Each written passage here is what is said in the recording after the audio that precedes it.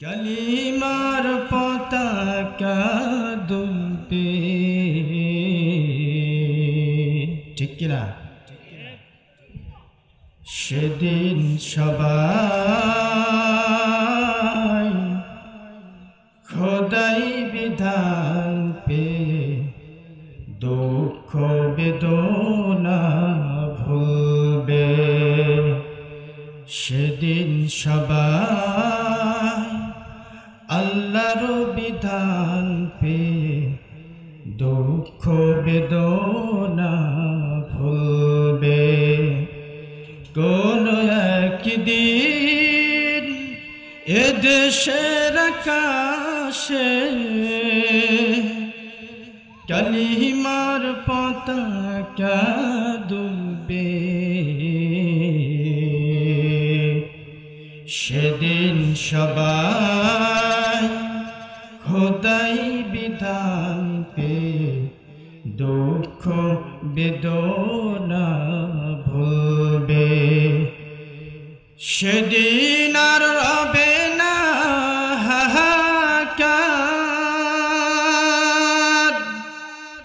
অন্যায় জুলুম অবিচার। সেদিন আর রবে না হাহাকার, অন্যায় জুলুম অবিচার। থাকবে না অনাচার, দুর্নীতি কদাচার। থাকবে না অনাচার, দুর্নীতি কদাচার। সকলেই শান্তিতে থাকবে। সেদিন সবাই খোদাই বিধান পে দুঃখ বেদনা ভুলবে। সেদিন সবাই আল্লাহর বিধান পে দুঃখ বেদনা ভুলবে।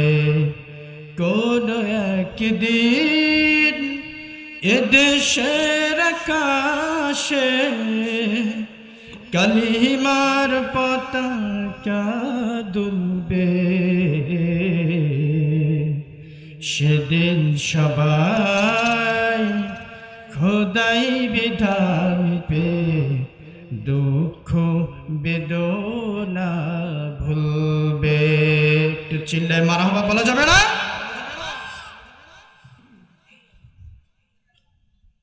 আজকে كرتم لعسيتنكم ولئن كفرتم إن عذابي لشديد।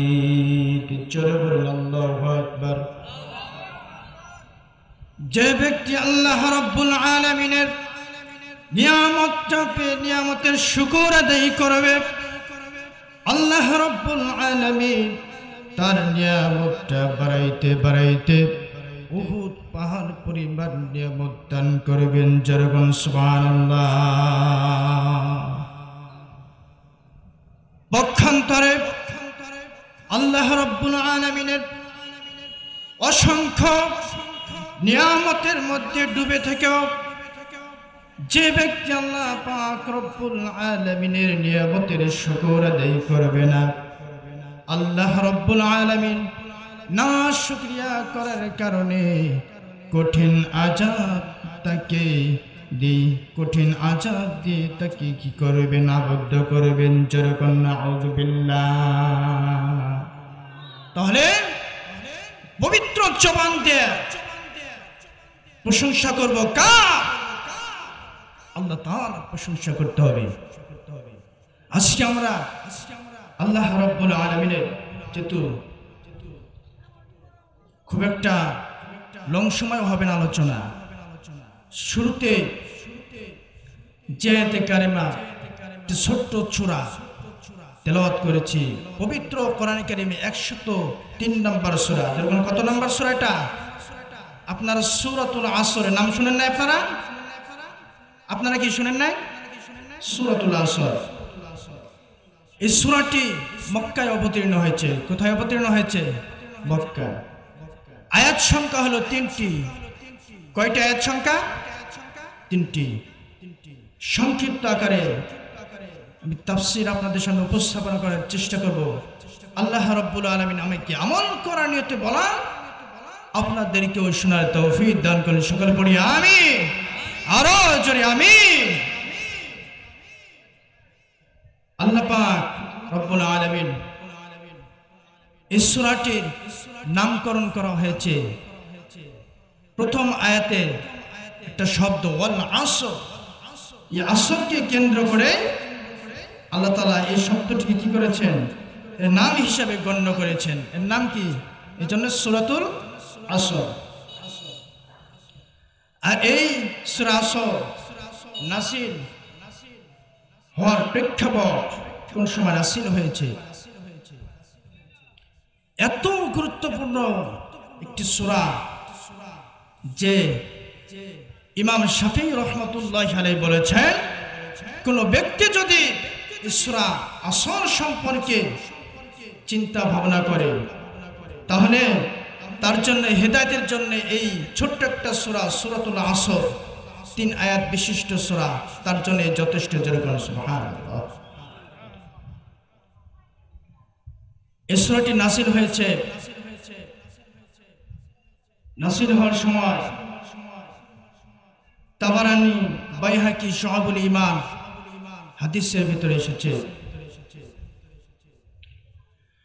আব্দুল্লাহ ইবনে হিসাম আবু মদিনা বলেন, রাসূলুল্লাহ সাল্লাল্লাহু আলাইহি ওয়াসাল্লামের সাহাবাদের মধ্যে 2 জন ব্যক্তি ছিল।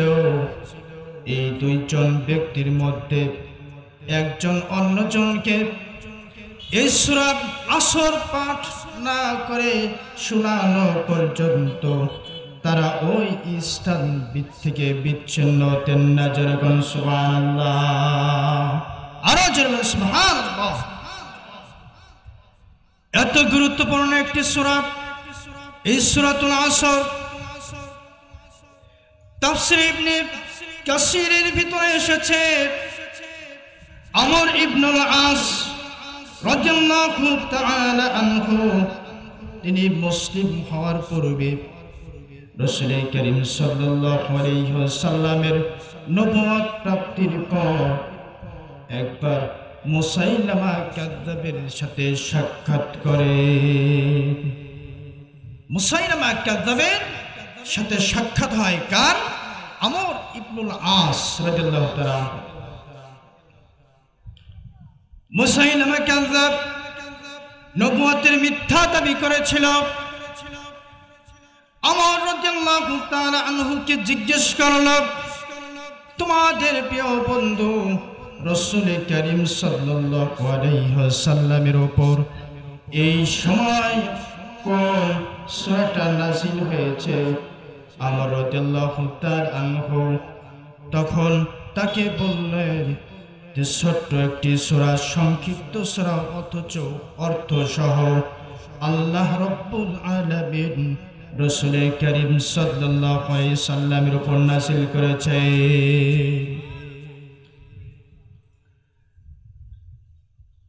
মুসাইলামা কাযযাব বলল, সেই সূরাটা কি আমাকে একটু শোনায়া দাও।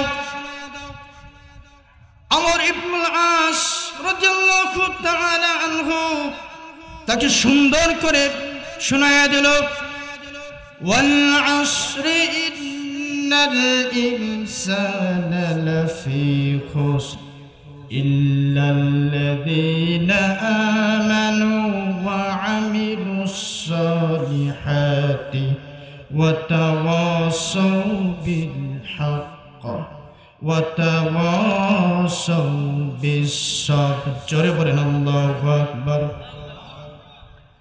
এই সূরাটি শোনানোর পর মুসাইলামা কাযযাব চিন্তা ভাবনা করল, ধ্যানমগ্ন করল।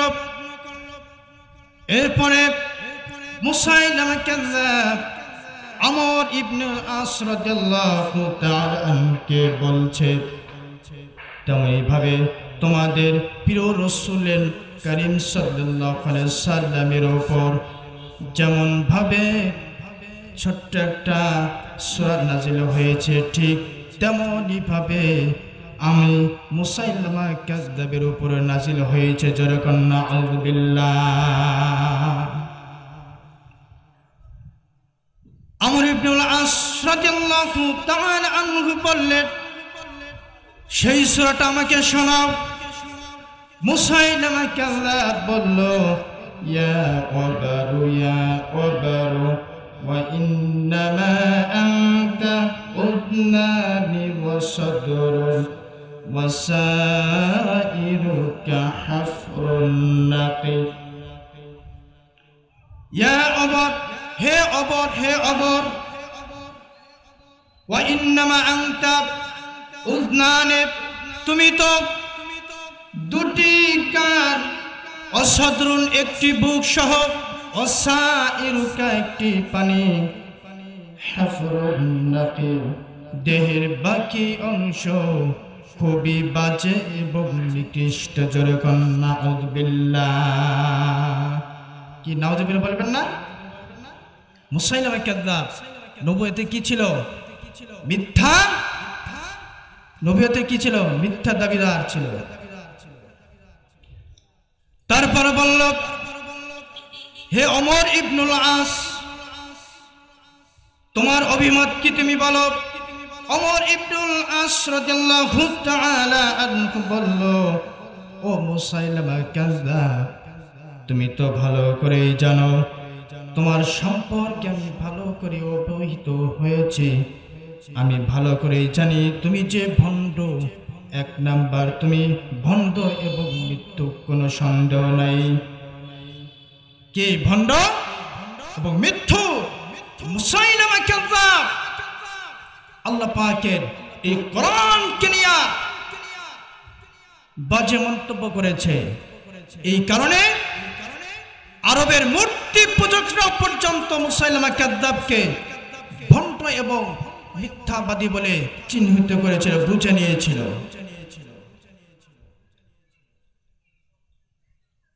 এরপরে মুসাইলামা কাযযাবকে ওমর ইবনুল আস রাদিয়াল্লাহু তাআলা আনহু বলল, অবারণ হলো বিড়ালের মতো একটা আকৃতি বিশিষ্ট একটা প্রাণী, যার দেহে যার দুটি ও কান দুটি ও বুক কিছুটা প্রশস্ত ও বড়, দেহের অন্য অংশ নিকৃষ্ট ও বাজে। দেহের অন্য অংশ কি? নিকৃষ্ট এবং বাজে। তাহলে নবুয়তে মিথ্যা দাবিদার কে ছিল? মুসাইলামা কাযযাব। ঠিক তেমনি ভাবে অনেক দীর্ঘদিন পর আল্লাহ পাক রব্বুল আলামিন এবং কোরআনে কারীমের মাহফিল আমরা একটু শান্তশিষ্টভাবে করতে পারছি। যেরকম আলহামদুলিল্লাহ।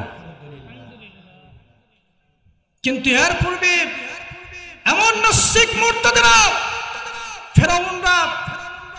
ফেরাউনের উত্তরসূরিরা এখনো পর্যন্ত তারা রয়েছে। এই সমাজের আনাচে কানাচে, দেশের আনাচে কানাচে তারা ডুবে রয়েছে।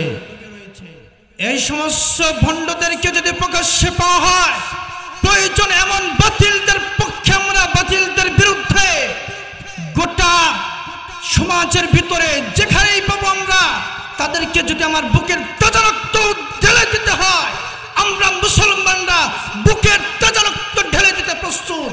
কিন্তু এমন তাদের বিচার করতেই হবে, করতেই হবে। যেরকম ঠিক কিনা?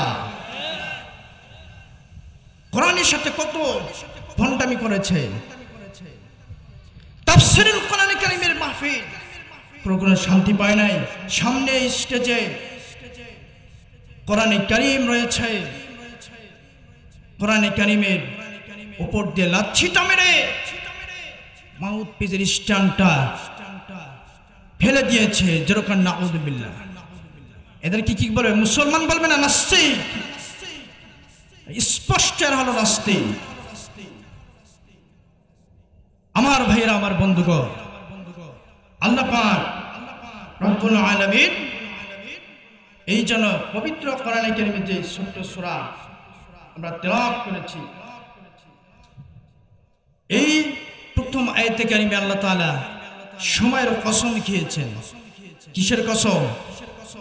সময়ের কসম। ওয়াল আসর, সময়ের কসম, যুগের কসম। আসরটা কি? মুফাসসিরিনে কিরাম বলেছেন এই আসরের শব্দের অর্থ করেছেন তিনটি। জোরগান কয়টা? যারা আওয়াজতে বলতে হবে। আপনার কি কষ্ট হচ্ছে আপনাদের? আসরের শব্দের অর্থ মুফাসসিরিনে কিরাম তিনটি অর্থ করেছেন। নাম্বার 1 হলো আসরের সময়, নাম্বার 2 আসরের নামাজ, আর নাম্বার 3 শুধু সময়।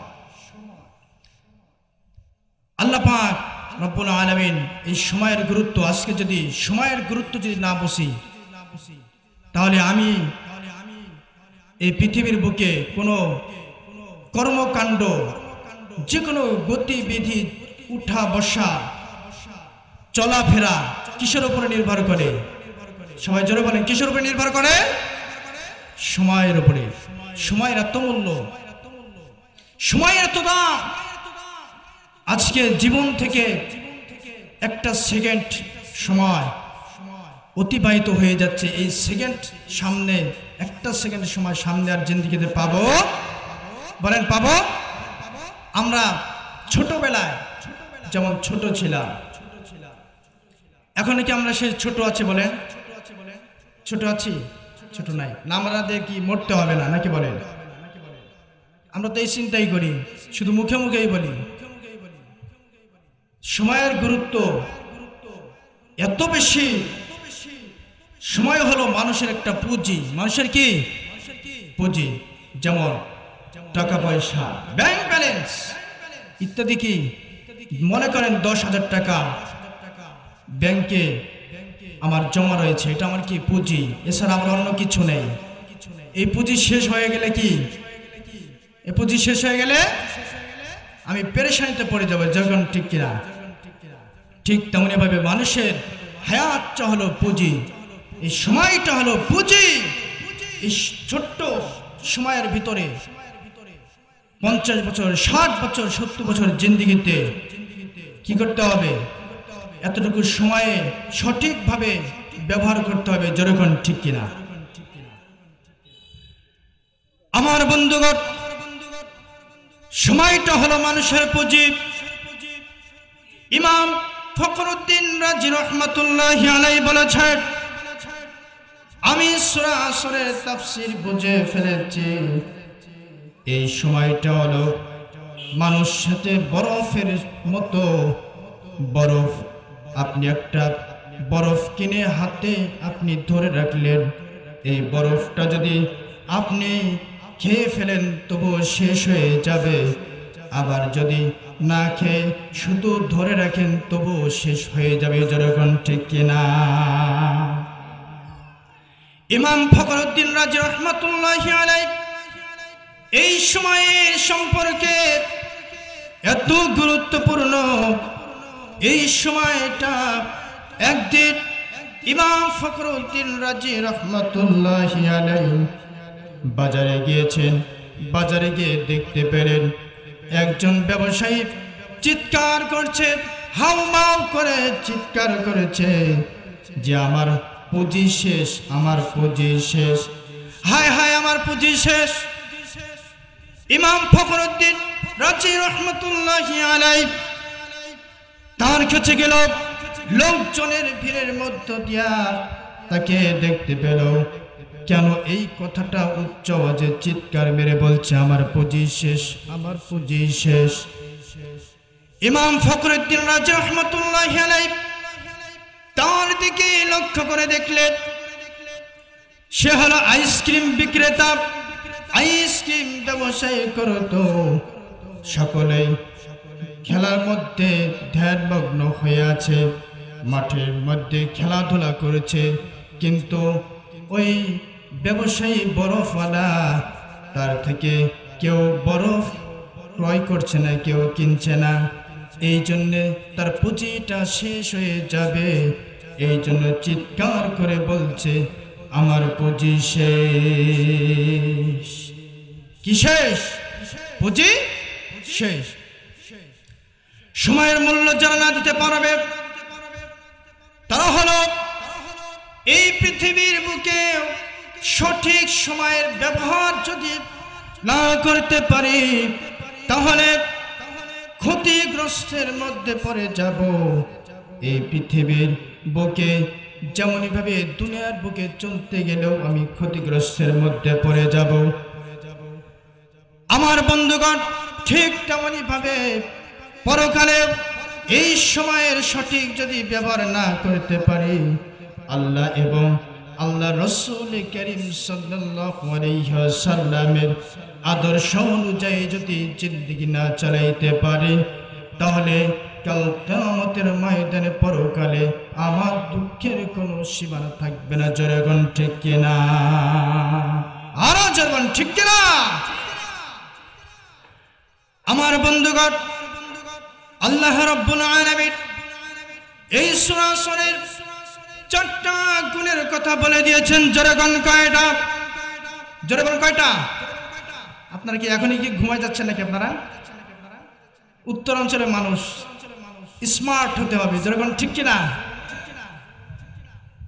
আমার বন্ধুগণ, আল্লাহ রাব্বুল আলামিন 4টা গুণের কথা বলে দিয়েছে। আল্লাহ তাআলা এই সময়ের কসম খাওয়ার পরে বলে দিয়েছেন এই সূরা আসরের 2 নম্বর আয়াতে কারিমে, ইন্নাল ইনসানা লাফি খুসর, নিশ্চয় মানুষ ক্ষতিগ্রস্তের মধ্যে রয়েছে। মানুষ কিসের মধ্যে রয়েছে? ক্ষতিগ্রস্তের মধ্যে রয়েছে। আমরা কি কথা না বলি? হ্যাঁ, কথা বলে আলোচনা করতে অসুবিধা হয়ে যায়, লাইন কাটা হারিয়ে যাবে। এটা বুঝতে হবে যে কোরআন কারীমে মাহফিল এটা কোনো নাটকের মঞ্চ নয়। যেরকম ঠিক কিনা? আমার বন্ধুগণ, কিন্তু 4টা গুণের এই আসরের 4টা গুণ আল্লাহ রাব্বুল আলামিন বর্ণনা করে দিয়েছেন। এই 4টা গুণের অধিকারী যারা হবে তারা কখনো ক্ষতিগ্রস্ত হবে না। যেরকম সুবহানাল্লাহ, আর যেরকম সুবহানাল্লাহ। 4টা গুণ আপনারা শুনবেন না ইনশাআল্লাহ? সবাই বলেন শুনবেন কিনা? আমার বন্ধুগণ, আল্লাহ রাব্বুল আলামিন গুণ সম্পর্কে 3 নম্বর আয়াতে কারিমে জানায় দিলেন, ইল্লাল্লাযীনা আমানু ওয়া আমিলুস সালিহাতি ওয়া তাওয়াসাউ বিল হাক্কি ওয়া তাওয়াসাউ বিস সাবর। জোরে বলুন আল্লাহু আকবার।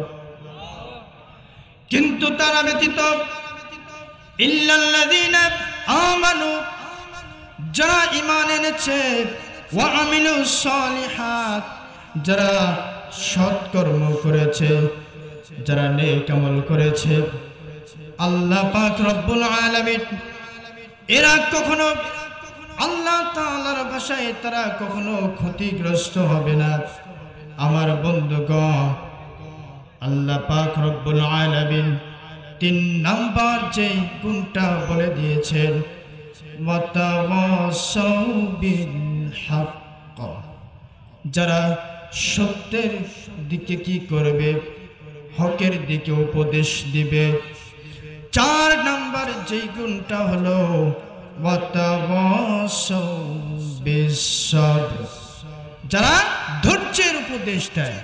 এবার তাহলে আসুন আমরা একটা একটা করে গুণ আমরা ব্যাখ্যা করার চেষ্টা করব। জোরে বলি ইনশাআল্লাহ। কোনো উঠাউঠি করা যাবে না। কি করা যাবে না? কোনো উঠাউঠি করা যাবে না। কি আমরা উঠবো না? যাত্রা প্যান্ডেলে তো ঠিক, যারা পূর্বে যারা আমার বাপ বয়সী যারা আছেন তারা তো যাত্রা প্যান্ডেল দেখছেন। যেরকম ঠিক কিনা? যাত্রা প্যান্ডেলে পেশাব চাপে, বাথরুম চাপে, এরপরেও কি চাপ মেরে ধরে রাখে যাতে করে জায়গা হারানোর ভয়ে। যেরকম ঠিক কিনা? এমন মানুষ কি আল্লাহর ভাষায় কি লাভবান না ক্ষতিগ্রস্ত? ইন্নাল ইনসানা লাফি খুসর। এমন মানুষের কি হয়ে যাবে? ইমানদার মানুষ এমন কোন কর্ম করতে পারে না। নাম্বার 1 হলো যেই গুণটা আল্লাহ রাব্বুল আলামিন বলে দিয়েছে, যেই প্রথম নাম্বার গুণটার উপরে আমল করলে ওয়াল্লাযীনা আমানু, যারা ঈমান এনেছে, তাহলে প্রথম নাম্বার যারা ঈমান এনেছে তারা কখনো এই পৃথিবীর বুকে এবং পরকালেও কোনো ক্ষতিগ্রস্ত হবে না। জোরে কোন সুবহানাল্লাহ। আমার বন্ধুগণ, আল্লাহ রাব্বুল আলামিন পবিত্র কোরআনে কারীমে ঈমান সম্পর্কে সুন্দর করে ঘোষণা করে জানিয়ে দিয়েছে। সূরাতুল বাকারা ৮২ নম্বর আয়াতে কারীমে জানিয়ে দিলেন, ওয়াল্লাযীনা আমানু ওয়া আমিলুস সালিহাতি উলাইকা আসহাবুল জান্নাহ হুম ফিহা খালিদুন। জোরে বলুন আল্লাহু আকবার। আল্লাহ রাব্বুল আলামিন বললেন এই পবিত্র কোরআনে কারীমে 2 নম্বর সূরা, এই সূরাতুল বাকারা ৮২ নম্বর আয়াতে কারীমে সুন্দর করে ঘোষণা করে জানিয়ে দিলেন, যারা ঈমান এনেছে এবং সৎকর্ম অবলম্বন করেছে তাদের ঠিকানা তারা কোথায়? তারা হলো কোন অধিবাসী? উলাইকা আসহাবুল জান্নাহ, তারা হলো জান্নাতের অধিবাসী। জোরে কোন সুবহানাল্লাহ। এরা জান্নাতে কতদিন থাকবে? 10 বছর নাকি 50 বছর? সবাই জোরে বলেন, কয় বছর থাকবে জান্নাতে? সবাই আওয়াজ দেন একটু, কয় বছর থাকবে? 10 বছরও নয়, 5 বছরও নয়। আল্লাহ রাব্বুল আলামিন এটা কি কোনো বানোয়াটি কথা বলছে নাকি? আমি আপনাদের সামনে যেরকম বানোয়াটি কোনো কথা বললাম? এই ওয়ার্ডারটা কার? আসছে বলবেন, জোরে বলেন, এই ওয়ার্ডার কার? আল্লাহ তাআলা। আল্লাহ রাব্বুল আলামিন এমন যারা জান্নাতের অধিবাসী হবে তারা 10 বছর নয়, 20 বছর নয়, 50 বছর নয়, 60 বছর নয়, 100 বছর নয়। আল্লাহ রাব্বুল আলামিন বললেন হুম ফিহা খালিদুন। জোরে বলুন আল্লাহু আকবার। এরা হলো কি করবে? সেই জান্নাতের মধ্যে তারা চিরকাল থাকবে। তাহলে জান্নাত আমাদের দরকার আছে না নাই? যেরকম আল্লাহ রাব্বুল আলামিন ঈমান আনতে হবে কাদের মতো? ঈমানে যারা কামিল করবে, ঈমানে যারা পরিপূর্ণ অর্জন করবে, ঈমান যারা পরিপূর্ণ করবে, নেক আমল যারা পরিপূর্ণ করবে, তাদেরকে আল্লাহ পাক রব্বুল আলামিন সোজা জান্নাতের মধ্যে প্রবেশ করাবেন। জোরে কোন সুবহানাল্লাহ। আর জোরে সুবহানাল্লাহ। আল্লাহ রাব্বুল আলামিন এবার আসুন ঈমানটা কাদের মতো আনতে হবে? ঈমান কি যেই পূর্বের যুগে যেমন ভাবে অন্তরের মধ্যে এক বিশ্বাস আর মুখের মধ্যে এক কথা, অন্তরে এক কথা আর মুখের মধ্যে আরেক কথা, এরকম আছে নাই? যেরকম এই যে বর্তমানে এই বাংলাদেশ থেকে যেই শয়তানকে বিতাড়িত করেছেন একজন, তিনি কে? আসছে বলবেন, জোরে বলেন, তিনি কে? আপনারা কি ভয় পাচ্ছেন নাকি? ভয়ের কিছু আছে? এই বাংলাদেশকে থেকে তাহলে আমরা ঈমানটা কাদের মতো আনবো? এমন একেবারে ভণ্ড মার্কা এমন শয়তানি স্বৈরাচারী শেখ হাসিনার মতো যদি আমরা ঈমান আনি তাহলে চিরকাল জাহান্নামের মধ্যে জ্বলতে হবে। যেরকম ঠিক কিনা? আরো যেরকম ঠিক কিনা? আমার বন্ধুগণ, তাহলে আমরা ঈমানটা কেমন ভাবে আনবো? আল্লাহ তাআলার প্রতি কিভাবে ঈমান আনবো? কাদের মতো ঈমান আনবো? কোন এমপি, কোন জজ, কোন ব্যারিস্টার, কোন ডিসি, কোন মেম্বার, চেয়ারম্যান তারা যেইভাবে ঈমান এনেছে আমরা কি তাদের মতো নাকি? যেরকম এমন ঈমানদারের কথা নয়। আল্লাহ রাব্বুল আলামিন পবিত্র কোরআনে কারীমে সুন্দর করে জানায় দিয়েছেন, আমিনু কামা আমানান নাস। জোরে বলুন আল্লাহু আকবার। অথচ আল্লাহ রাব্বুল আলামিন ঈমান আনার জন্য কাদের সঙ্গে আল্লাহ তাআলা কাদের মতো ঈমান আনতে হবে আল্লাহ রাব্বুল আলামিন জানিয়ে দিয়েছেন, তোমরা ঈমান আনো মানুষের ঈমান আনার মতো। কাদের ঈমান আনার মতো? মানুষের ঈমান আনার মতো। এইবার আসুন, মানুষের ঈমান আনার মতো বলতে আল্লাহ রাব্বুল আলামিন কাদেরকে বুঝিয়েছেন? তাফসীরের মধ্যে এসেছে আল্লাহ রাব্বুল আলামিন মানুষের ঈমান আনার মতো বুঝিয়েছেন সাহাবাদেরকে। যেরকম সুবহানাল্লাহ, আর যেরকম সুবহানাল্লাহ। আমার বন্ধুগণ, সাহাবারা কেমন ভাবে ঈমানটা চতুর্দিক থেকে সাহাবাদেরকে ঈমান আনার কারণে, আল্লাহ তাআলার প্রতি বিশ্বাস স্থাপন করার কারণে, ইসলামকে কবুল করার কারণে, ঈমান গ্রহণ করার কারণে আমার আর আপনার নবী, প্রিয় নবীজি সাল্লাল্লাহু আলাইহি ওয়াসাল্লাম তাকে সত্য নবী হিসেবে স্বীকার করার কারণে সমস্ত সাহাবায়ে কেরাম তারা তাদের উপরে ঈমানটা শুধুমাত্র গ্রহণ করার কারণে অনেক টর্চার করা হয়েছে, তাদেরকে জুলুম নির্যাতন চালানো হয়েছে, কিন্তু সাহাবারা কোনো সময় একটা সেকেন্ডের জন্য ঈমান হারা হয় নাই। যেরকম সুবহানাল্লাহ। তাদেরকে আল্লাহ রাব্বুল আলামিন এই যে সাহাবাদের ঈমান আনার মতো বললেন, একজন সাহাবার ঈমান সম্পর্কে কিভাবে ঈমান এনেছে মনোযোগ সহকারে শুনতে হবে। আপনারা রাজি আছেন? আপনারা রাজি আছেন? একটা তাকবীর হবে যারা যারা রাজি আছেন। লিল্লাহি তাকবীর। আল কোরআনের আলো, আল হাদিসের আলো। কোরআন আছে যেখানে, হাদিস আছে যেখানে, শয়তান আছে যেখানে। মাশাআল্লাহ।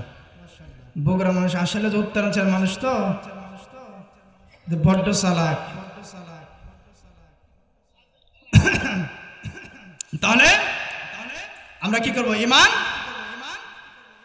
একজন সাহাবী যেমন ঈমান এনেছেন, খালিদ রাদিয়াল্লাহু তাআলা আনহু, তার নাম আপনারা কি শুনেছেন? আপনারা শুনেছেন? আপনারা তাহলে আমি যদি আপনাদেরকে খালিদ রাদিয়াল্লাহু তাআলা আনহু কেমনে আল্লাহ তাআলা যে বললেন তোমরা ঈমান আনো মানুষের ঈমান আনার মতো, তাহলে কেমনে ঈমান এনেছেন আর কত কষ্ট করেছেন আপনারা সকলেই শুনবেন কি শুনবেন না? যারা যারা শুনবেন না হাত উঠিয়ে দেখান।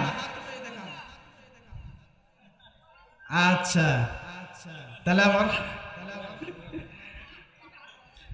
হ্যাঁ, যারা বুঝে শুনে যারা হাত উঠান নাই তারাও বুদ্ধিমান, তারাও সঠিক, আর যারা যারা না বুঝে হাত উঠাইছেন তারাও সঠিক। যেরকম সুবহানাল্লাহ। আমার বন্ধুগণ, খালিদ রাদিয়াল্লাহু তাআলা আনহু কেমন ভাবে নির্যাতন সহ্য করেছে। শুরু থেকে যদি না বলা হয় তাহলে বুঝে আসবে না। আল বিদায়া ওয়ান নিহায়া ভিতরে এসেছে। মক্কা নগরী এক শান্ত নিরিবিলি বিকেল। খালিদের পিতা সাইদ ইবনুল আস, তার ডাক নাম ছিল আবু উহাইহা। তার পিতার ডাক নাম কি ছিল? আবু উহাইহা। খালিদের পিতা করল কি? সেই দিন জাহুনের বাসভবন থেকে বের হয়ে হারামের উদ্দেশ্যে বের হলে তার মাথায় লাল রঙের দামি পাগড়িটা পড়েছে, ঝলমলে পাগড়ি। একজন বাচ্চা কেমন পরিমাণ সে দামি কাপড় পরতে পারে, যেরকম ঠিক কিনা? আরো যাবেন ঠিক কিনা? দামি পাগড়িটা পরেছে। এবার ইয়েমেনি স্টাইলে কি করেছে? কাঁধের দুই পার্শ্ব দিয়া অত্যন্ত দামি একটা চাদর, যেই চাদরটা স্বর্ণ সুতায় কাজ করা দামি চাদরটা এই দুই কাঁধের মধ্য দিয়া ঝুলাইয়ে দিয়েছে, পার্শ্ব দিয়া ঝুলিয়ে দিয়েছে। এরপরে তার সমস্ত দলবলেরা, তার কৃতদাসেরা তরবারি সজ্জিত অবস্থায় তারা সামনে হেঁটে হেঁটে যাচ্ছে বাচ্চার সামনে দিয়া। হাতে আছে তরবারি। সাইদ ইবনুল আস খালিদের পিতার ডান পাশে রয়েছে তারই কয়েক পুত্র, আর তাদের কয়েক পুত্রর শীর্ষে রয়েছে বড় পুত্র খালিদ, আর তার বাম পাশে রয়েছে সাইদ ইবনুল আসের একদল ছোট্ট একটা কম নেতা কর্মী বৃন্দরা। সকালে বাদশার সাথে যাচ্ছে রাস্তা দিয়া, গর্ব করতে করতে তারা অনেক আনন্দে চিত্তে রাস্তা দিয়া চলতে শুরু করলো। এক পর্যায়ে যখন চলতে চলতে হারামের মধ্যে চলে গেল, হারামের কাছে চলে গেল। হারামের মধ্যে যাওয়ার পর হারামের লোকজন তারা সকলেই দেখে বলল, মুকুটধারী সর্দার এসে পড়েছে। মুকুটধারী সর্দার তো এই জন্যই আখ্যায়িত করা হয়েছে খালিদের পিতা সাইদ ইবনুল আস, যেই মাথায় লাল রঙের দামি পাগড়ি পরেছে। এই পাগড়িটা যতক্ষণ পর্যন্ত মাথায় থেকে না খুলে ফেলতো, ওই পর্যন্ত ওই বংশের একই রঙের পাগড়ি আর কেউ পরতো না। তাহলে কেমন দাম! এক সময় কি হয়ে যাবে দাম? প্রথম থেকে শুনতে থাকুন মনোযোগ সহকারে। এই খালিদের পিতা এবং পুত্রে, পিতার কোন অবস্থায় যায় আর কি পুত্র অবস্থান কোথায় যায়। এক পর্যায়ে যখন তার সম্মানার্থে খালিদের পিতা, যার ডাক নাম হলো আবু উহাইহা, সে তার চামচারা কি করলো? তার সম্মানার্থে রাস্তাটা ছেড়ে দিল। রাস্তা ছেড়ে দেওয়ার পর কাবার সন্নিকটে গিয়া তার আসনে বসে পড়লেন। তার আসনে বসার পর তাকে শুভেচ্ছা জানানোর জন্য, অভিবাদন জানানোর জন্য আবু সুফিয়ান ইবনে হারব, উতবা ইবনে রবিয়া, আবু জাহাল ইবনে হিশাম প্রমুখ নেতৃবৃন্দু, নেতা কর্মীরা তার নিকটে গেল। এইবার খালিদের পিতা করল কি? সে নিজেকে আসন থেকে নিজের গর্ব করতে লাগলো। গর্ব করতে করতে নিজেকে দামি বুঝাইতে চাইল, নিজেকে অনেক সাহসী মনে করলো। দুঃসাহসী হিসেবে নিজেকে নিজেই বিবেচিত করলো। এক পর্যায়ে খালিদের পিতা আবু উহাইহা সে করল কি? তোমরা সকলেই শুনছো, আমি এমন একজন এত দামি একজন ব্যক্তি থাকা সত্ত্বেও এমন বাদশাহ থাকা সত্ত্বেও সাদ ইবনে আবি ওয়াক্কাস নাকি আব্দুল্লাহর পুত্র মুহাম্মদের দলে যোগদান করেছে। জোরে কোন সুবহানাল্লাহ। তার এত বড় সাহস, এত বড় দুঃসাহস তাকে কে দিল? এত বড় স্পর্ধা সাদ ইবনে আবি ওয়াক্কাসকে কে দিল? আমি এত বড় একজন দুঃসাহসী ব্যক্তি থাকা সত্ত্বেও সে কি করেছে? সাদ ইবনে আবি ওয়াক্কাস নামাজ আদায় করছিলেন। কুরাইশি এক নেতা কি করেছে? সাদ ইবনে আবি ওয়াক্কাসকে নামাজে বাধা দিয়েছে, আর তাকে সাদ ইবনে আবি ওয়াক্কাস তাকে মেরে একেবারে রক্তাক্ত করে দিয়েছেন। যখন আল্লাহু আকবার, আরো জোরে আল্লাহু আকবার। সাদ ইবনে আবি ওয়াক্কাসকে লক্ষ্য করে বলল, আমি লাত আর উজ্জার কসম করে বলছি। খালিদের পিতা বলল, কিসের কসম করলো? লাত আর উজ্জার কসম। লাত আর উজ্জা হলো পাথরের একটি কি মূর্তি, পাথরের একটি মূর্তি। লাত আর উজ্জার কসম করে বলছি, আমি আবু উহাইহা,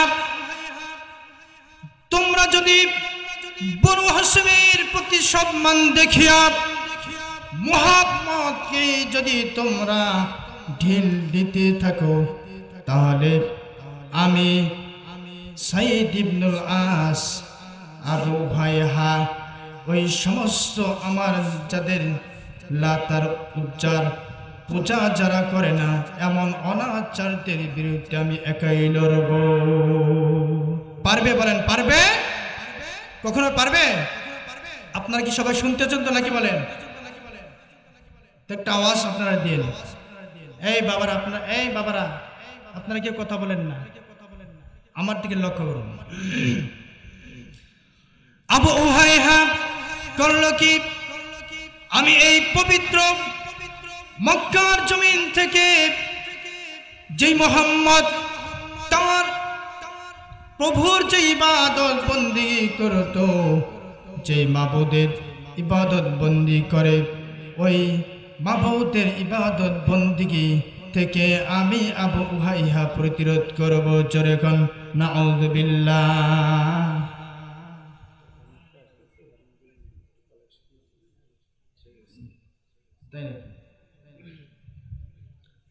তাহলে ইমানটা কেমন হতে হবে? ইমানটা কেমন হতে হবে? মজবুত ইমান। যদি সময় সংকীর্ণতার কারণে শর্ট করে বলছি, আমার বন্ধুগণ, খালিদ রাদিয়াল্লাহু তাআলা আনহু এক পর্যায়ে যখন নারায়ে তাকবীর, প্রধান বক্তার আগমন, ঈমান আনার কারণে খালিদ রাদিয়াল্লাহু তাআলা আনহুকে তার পিতা কি করলো? পিতা এবং পুত্রের যে সম্পর্ক ছিল, পুত্র যখন ঈমান গ্রহণ করলো, লাতার উজ্জার পাথরের মূর্তি পূজা ছেড়ে যখন আল্লাহ তাআলাকে এক এবং অদ্বিতীয় লা শারীক আল্লাহ এবং রাসূল করিম সাল্লাল্লাহু আলাইহি ওয়াসাল্লামকে সত্য নবী হিসাবে যখন ঈমান আনলেন, ঈমান আনার সঙ্গে সঙ্গে খালিদ রাদিয়াল্লাহু তাআলা আনহুকে তার পিতা অর্ডার করলো, তোমরা সকলেই কি করো? খালিদকে তাকে একটা কক্ষের ভিতরে বন্দী করার ব্যবস্থা করে দাও। খালিদকে বলা হলো, তুই যদি ওই আব্দুল্লাহর পুত্র মুহাম্মদকে যদি মিথ্যা নবুয়তের দাবিদার হিসেবে না মেনে নিস, আর তার মাবুদের ইবাদত যদি না ছেড়ে দিস, ইসলাম যদি ত্যাগ না করিস, তাহলে তোকে আমি খানা বন্ধ করে দিব। খালিদ খালিদ রাদিয়াল্লাহু তাআলা আনহু তিনি করলেন কি, ও আমার পিতা, সামান্য রইল খাবার ও খাদ্য পানীয়, যে আল্লাহ তাআলার প্রতি আমি ঈমান এনেছি, যে আল্লাহ পাক রব্বুল আলামিন আপনাকে রিজিক দিয়ে থাকেন, যে আল্লাহ তাআলা আপনাকে খাওয়ান, সে আল্লাহ পাক রব্বুল আলামিন আমাকে খাওয়াবেন। জোরে কোন সুবহানাল্লাহ। ঈমান আনার কারণে খালিদ রাদিয়াল্লাহু তাআলা আনহুকে তার পিতা এই কথা বলার সঙ্গে সঙ্গে শক্ত একটা লাঠি প্রস্তুত করে রেখেছিল। সেই শক্ত লাঠি দ্বারা খালিদ রাদিয়াল্লাহু তাআলা আনহুকে তার শরীরে এত জোরে জোরে আঘাত করলো, এক পর্যায়ে আঘাত করতে করতে তার মাথার মধ্যে আঘাত করে ফেলল। সঙ্গে সঙ্গে খালিদ রাদিয়াল্লাহু তাআলা আনহু মাথা ফেটে তার মাথা থেকে রক্ত ঝরে ঝরে গোটা শরীরে রক্তে রঞ্জিত হয়ে গেল। খালিদ রাদিয়াল্লাহু তাআলা আনহু তাকে তার আত্মীয় স্বজনরা আসলো। আত্মীয় স্বজনরা এসে বলল, ও খালিদ, তুমি তোমার পিতাকে কিছু একটা লাত আর উজ্জার সম্পর্কে, পাথরের মূর্তি পূজা সম্পর্কে কিছু একটা বলে সন্তুষ্ট করে ফেলো। খালিদ রাদিয়াল্লাহু তাআলা আনহু ঈমানি পর নিয়া, ঈমানি শক্তি নিয়া করল কি, যে আল্লাহ পাক রব্বুল আলামিনের আমি স্বাভাবিক অবস্থায় রয়েছি, আল্লাহ তাআলা আমি নিয়ামত ভোগ করেছি। জোরে কোন সুবহানাল্লাহ, আর জোরে সুবহানাল্লাহ। ঈমানের পথে অবিচল থেকে আমার মরণ যেন হয়। যেরকম ঠিক কিনা? ঈমানের পথে অবিচল থেকে আমার মরণ যেন হয়। তোমারই কাছে মিনতি আমার, তোমারই কাছে মিনতি আমার, মহা মহিম দয়াময়। ঈমানের পথে অবিচল থেকে আমার মরণ যেন হয়। ঈমানের পথে অবিচল থেকে আমার মরণ যেন হয়। প্রতিদিন মিথ্যের মুখোমুখি হয়, বেদিন ফাসিকেরা করে হইচই। ঠিক কিনা?